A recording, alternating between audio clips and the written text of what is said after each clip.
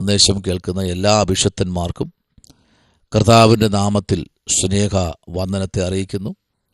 ഇന്ന് പകലിൽ കർത്താവിൻ്റെ നാമത്തിൽ നമുക്ക് ഒരുമിച്ച് കടന്നു വരുവാൻ സർവശക്തനായ സർവകൃപാലുവായ ദൈവം ആയുസ്സിൻ്റെ ഒരു ദിനം കൂടെ ഒരുക്കിയതിനെ ഓർത്ത് കർത്താവിന് സ്തോത്രം ചെയ്യുന്നു.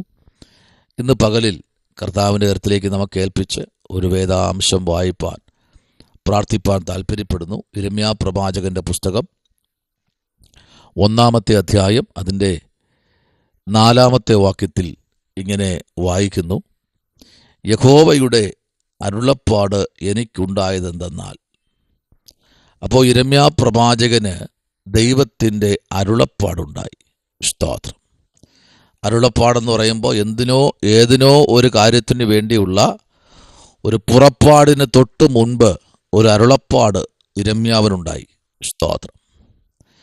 അവിടെ ഇങ്ങനെയാണ് ആ അരുളപ്പാടിൻ്റെ ദൂത് 5-ാമത്തെ വാക്യത്തിലേക്ക് വരുമ്പോൾ അവിടെ ഇങ്ങനെ വായിക്കുന്നു: നിന്നെ ഉദരത്തിൽ ഉരുവാകുന്നതിന് മുൻപ് ഞാൻ നിന്നെ അറിഞ്ഞു. നീ ഗർഭപാത്രത്തിൽ നിന്ന് പുറത്ത് വരുന്നതിന് മുൻപ് ഞാൻ നിന്നെ വിശുദ്ധീകരിച്ചു. ജാതികൾക്ക് പ്രവാചകനായി നിയമിച്ചിരിക്കുന്നു. നോക്കിക്കേ, ഇതാണ് ദൂത്. ആമേൻ. യിരെമ്യാവിനെ കുറിച്ച് നമ്മൾ പഠിക്കുമ്പോൾ BC 7-ാം നൂറ്റാണ്ടിൻ്റെ അവസാന ഭാഗത്തിലും ആമേൻ 6-ാം നൂറ്റാണ്ടിൻ്റെ ആദ്യ പകുതി ഭാഗത്തുമാണ് യിരെമ്യാ പ്രവാചകനെ നമുക്ക് കാണുന്നത്. അപ്പോൾ രാജ്യത്തിൻ്റെ പ്രവാചകനാക്കി യിരെമ്യാവിനെ ദൈവം നിയമിക്കുമ്പോൾ നോക്കൂ, അവിടെ വായിച്ചത് കേട്ടോ: നിന്നെ ഉദരത്തിൽ ഉരുവാകുന്നതിന് മുൻപേ. അപ്പോൾ ദൈവത്തിന് ഒരു മനുഷ്യനെ ആവശ്യമാണെങ്കിൽ ഉറപ്പായിട്ടും ഹല്ലേലൂയ ജനിക്കുന്നതിനും അല്ലെങ്കിൽ ഉദരത്തിൽ നിന്റെ അമ്മയുടെ ഉദരത്തിൽ നീ ഉരുവാകുന്നതിന് മുൻപ്, കണ്ടോ,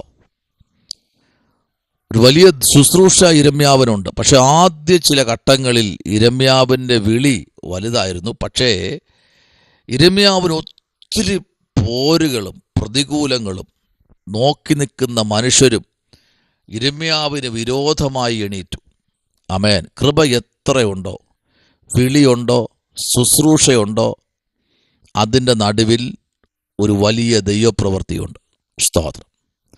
1-ാമത്തെ വാക്യം മുതൽ 19-ാമത്തെ വാക്യം വരെ നമ്മൾ ഈ ഒറ്റ അധ്യായത്തിൽ പഠിക്കുമ്പോൾ ഒത്തിരി ദൂതുകളും ഒത്തിരി അധ്യായങ്ങളും കണക്ട് ചെയ്ത് ബൈബിലോട്ട് നമ്മൾ വായിക്കുമ്പോൾ അതിനകത്ത് നിറയപ്പെട്ടിരിക്കുന്ന ദൈവത്തിൻ്റെ ആലോചന എന്ന് പറയുന്നത് ചെറുതല്ല, വലിയ ആലോചനയാണ് ഇവിടെ യിരെമ്യാ പ്രവാചകനിൽ കൂടെ ദൈവം അറിയിക്കുന്നത്. ആമേൻ. നോക്കൂ, ഉദരത്തിൽ ഉരുവാകുന്നതിന് മുൻപേ ഞാൻ നിന്നെ അറിഞ്ഞു. സ്തോത്രം. ഒരു മനുഷ്യനും നമ്മെ അറിയാതിരിക്കുമ്പോൾ നമ്മെ നല്ലവണ്ണം അറിയുന്ന ഒരു ദൈവം. Price the Lord. ആ ശബ്ദത്തെ ഓർത്ത് ഞാൻ ദൈവത്തിന് സ്തോത്രം ചെയ്യുന്നു. നമ്മെ നല്ലവണ്ണം മനസ്സിലാക്കുന്ന നമ്മുടെ കർത്താവ്, നല്ലവണ്ണം നമ്മെ അറിയുന്ന നമ്മുടെ ദൈവം. സ്തോത്രം. ഒരു വ്യക്തി പോലും നമ്മെ അറിയാതിരിക്കുമ്പോൾ നമ്മെ അറിയുന്ന, നമ്മെ മനസ്സിലാക്കുന്ന, നമ്മെ നാം ആക്കുന്ന ഒരു ദൈവം നമ്മുടെ മുൻപിൽ ഞാൻ നിന്റെ കൂടെ ഉണ്ടെന്ന് പറയുന്നത് എത്ര അനുഗ്രഹമാണല്ലേ, എത്ര അനുഗ്രഹം. എന്നാ നോക്കൂ, യെശയ്യാപ്രവാചകൻ യിരെമ്യാവിൽ കുറച്ചുകൂടെ വ്യക്തമായിട്ട് അവിടെ എഴുതിയിരിക്കുന്നു. 44-ാമത്തെ അധ്യായം യെശയ്യാവ് 44 അതിൻ്റെ 2-ാമത്തെ വാക്യം നമ്മൾ വായിക്കുമ്പോഴും നിന്നെ ഉരുവാക്കിയവനും ഗർഭത്തിൽ നിന്നെ നിർമ്മിച്ചവനും നിന്നെ സഹായിച്ചവനുമായ യഹോവ ഇപ്രകാരം അരുളി ചെയ്യുന്നു. കണ്ടോ, ആ പദങ്ങൾ ശ്രദ്ധിച്ചോ. നിന്നെ ഉരുവാക്കിയവനും. അപ്പോൾ ദൈവപൈതലെ, എന്നെ കേൾക്കുന്ന ദൈവപൈതലെ, ആമേൻ, നിങ്ങൾ അഭിഷക്തനാകട്ടെ, വിശ്വാസിയാകട്ടെ, ആമേൻ, ആരോ ആകട്ടെ. പക്ഷെ ഒരു കാര്യം നിങ്ങൾ ശ്രദ്ധിക്കുക, നിങ്ങളെ ഉരുവാക്കിയ ഒരു ദൈവമുണ്ട്. സ്തോത്രം. ഇത്രയും തലത്തിൽ 40 വയസ്സോ 30 വയസ്സോ 50 വയസ്സോ 60 വയസ്സോ 70 വയസ്സോ പ്രായമൊന്നും വിഷയമല്ല. ഇത്രയും വർഷത്തിൽ നിങ്ങളുടെ കൂടെ നിൽക്കുന്ന, ആമേൻ, നിങ്ങളെ അറിയുന്ന, ആമേൻ. നമ്മളെ ഒരു കഷ്ടത വരുമ്പോൾ നമ്മെ ആരും അറിയത്തില്ല. Price the Lord. ഒരു വേദന വരുമ്പോൾ ഇവരെ എനിക്ക് അറിയാവുന്നതോ എനിക്കറിയത്തില്ല. ആമേൻ. പക്ഷെ അങ്ങനെ പറഞ്ഞു ഒഴിയുന്ന മനുഷ്യരുടെ മുൻപിൽ നോക്കൂ, അടുത്ത് പറയുന്നത്, എൻ്റെ ദാസനായ യാക്കോബ്, ഞാൻ തിരഞ്ഞെടുത്ത, ആമേൻ, ഞാൻ തിരഞ്ഞെടുത്ത ആ അഭിഷക്തൻ. സ്തോത്രം. ഹല്ലേലൂയ. ആമേൻ. ഞാൻ തിരഞ്ഞെടുത്തു. ആരെ? യാക്കോബിനെ. തിരഞ്ഞെടുപ്പുള്ളവന്റെ കൂടെ ആരുണ്ടെന്നറിയാമോ? ആമേൻ, ദൈവമുണ്ട്. സ്തോത്രം. ഹല്ലേലൂയ. അപ്പൊ തിരഞ്ഞെടുപ്പ് നടക്കുമ്പോൾ തന്നെ ഫൈറ്റ് നടക്കും. ആ തെരഞ്ഞെടുപ്പിനകത്ത് നിന്നെ പരാജയപ്പെടുത്താൻ, ആ തെരഞ്ഞെടുപ്പിനകത്ത് നിന്നെ ബലഹീനമാക്കുവാൻ ശത്രു ഭയങ്കരമായി പരിശ്രമിക്കും. പക്ഷെ അവിടെയെല്ലാം ദൈവത്തെ മുറുകെ പിടിച്ചു കഴിഞ്ഞാൽ, ദൈവത്തെ, ആമേൻ, നിലനിർത്തി കാര്യങ്ങൾ ക്രമീകരിച്ചു കഴിഞ്ഞാൽ, ആമേൻ, പ്രൈസ് ദി ലോർഡ്, യേശുവിനെ നീ എന്ത് ചെയ്യണ്ട? ഭയപ്പെടേണ്ട. യേശുവിനെ നീ എന്ത് ചെയ്യണ്ട? കാരണം നിന്നെ തിരഞ്ഞെടുത്തിരിക്കുക. നിന്നെ തിരഞ്ഞെടുത്തിരിക്കുമ്പോൾ നീ യേശുവിനെ ഭയപ്പെടേണ്ട. നീ ഭയപ്പെടേണ്ട കാര്യം, കാരണം ഞാൻ നിന്നെ തിരഞ്ഞെടുത്തിരിക്കുക. ആമേൻ. ഹല്ലേലൂയ. അപ്പോ ദൈവം നിനക്ക് ഒരു തെരഞ്ഞെടുപ്പ് തന്ന് നിന്നെ വിശുദ്ധീകരിച്ച്, ആമേൻ, നിന്നെ ശുദ്ധീകരിച്ച് ദൈവത്തിനു വേണ്ടി വേർതിരിച്ചപ്പോൾ അതിനകത്ത് ഒത്തിരി പ്രതിസന്ധികൾ കടന്നു വന്നിട്ടുണ്ട്. എന്നാൽ ഇവിടെ യിരെമ്യാവിന്റെ പുസ്തകം നമ്മൾ നോക്കിക്കേ. ആമേൻ. സ്തോത്രം. അവിടെ പറയുന്നത്, നീ ഗർഭത്തിൽ നിന്ന് പുറത്ത് വരുന്നതിന് മുൻപ് ഞാൻ നിന്നെ വിശുദ്ധീകരിച്ചു, ജാതികൾക്ക് പ്രവാചകനായി നിയമിച്ചിരിക്കുന്നു.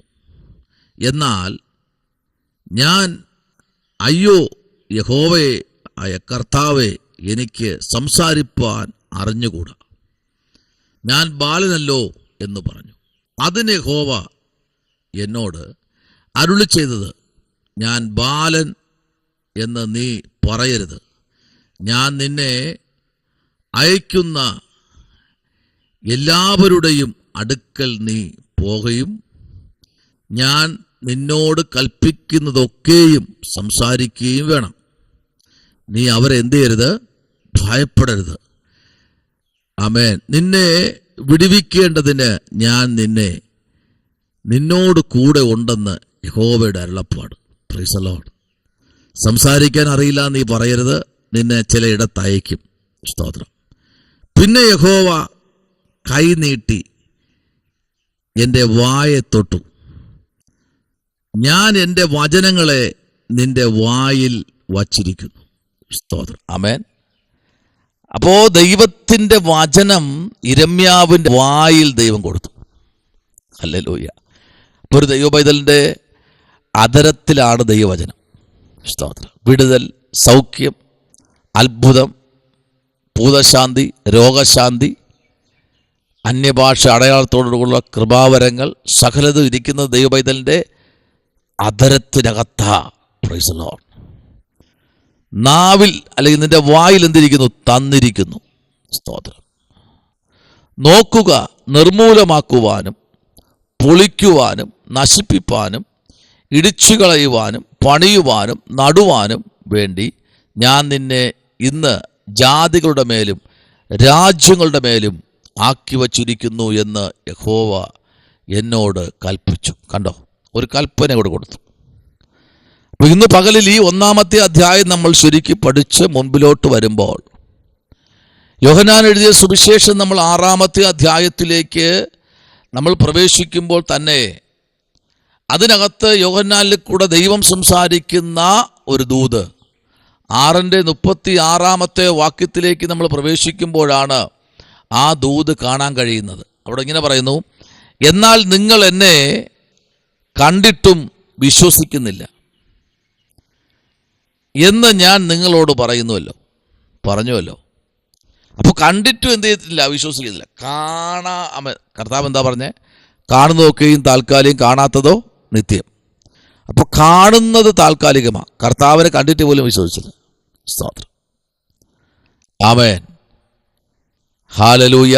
യേശു അവരോട് പറഞ്ഞു, ഞാൻ ജീവന്റെ അപ്പമാകുന്നു. എൻ്റെ അടുക്കൽ വരുന്നവന് വിശക്കുകയില്ല, എന്നാൽ വിശ്വസിക്കുന്നവന് ഒരു നാളും ദാഹിക്കുകയുമില്ല.